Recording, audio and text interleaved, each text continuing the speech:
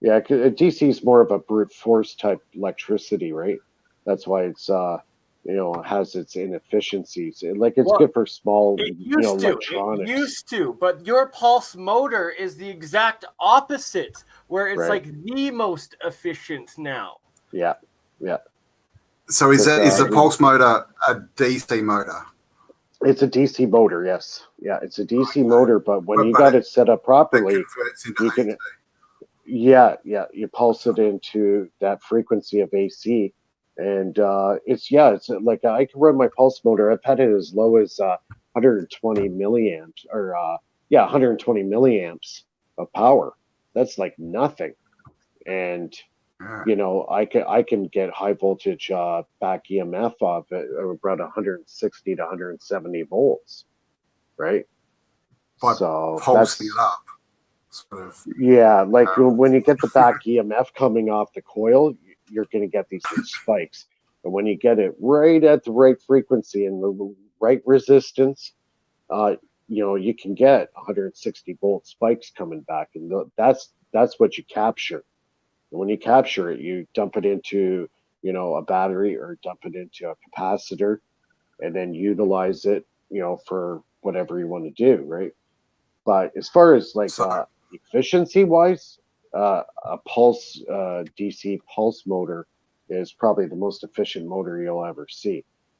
So as far as like the pulse motor is concerned, where everybody goes wrong with a pulse motor is they're not using a spark gap switch.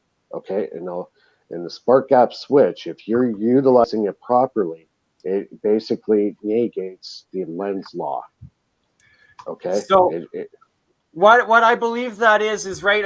It's you have that whole circuit in resonance with itself, or very close to resonance, and then the spark gaps that you're adding in, Mike, are turning that circuit into an open higher circuit dimension yeah, endothermic reaction, where it's taking the energy out of the environment, whether yeah, it's using radio waves, sound waves, or heat waves. It's taking some sort of that energy and then adding that into the amplitude of that resonance right. frequency It's electric basically a flow. voltage doubler. If you put, say, two spark gaps together, you're even going to get even more power coming out. So the more power you can add to the system from an exterior source like counter space, as the spark gap is creating, that is basically is what's going to save your dipole. Like this, 100 years ago was unheard of. This would be like Star Trek stuff, right? And And and the Tesla and Tesla seen all this 100 years ago. You know what? Okay, he didn't have transistors and stuff, but he was using the spark gap. But he started realizing the spark gap. There was something really to this. That he was getting an excessive amount of power coming back through a spark gap. And that's why his earliest Tesla coils were all rotary spark gaps, because they were bringing in such a huge amount of potential into the system that, at first he did not know, where is this power coming from? Was it coming from the antenna? Was it coming from the coil? Or was it coming from the spark gap? And he finally realized, you know what? It's really coming from the spark gap. Not all of it, but a great portion of the excessive amount of voltage that he was creating was coming through a spark gap.